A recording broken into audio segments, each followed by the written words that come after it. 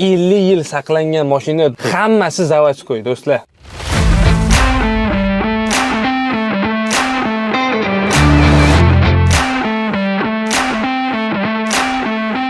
Do'stlar, assalomu alaykum. Sizlar bilan yana Retro Cars loyihasi. Do'stlar, bu mashinani tanishtirib o'tirmayman. Sezib ulgurganingizdek Vaz 2102 yoki Jiguli 02 modeli. Do'stlar, bu modelimizda 1971-yilda ishlab chiqarilgan. Bu mashinamizda 9000 probeg bilan saqlangan ekan. Kolyonniy bor degan yozuviga e'tibor berishingiz mumkin.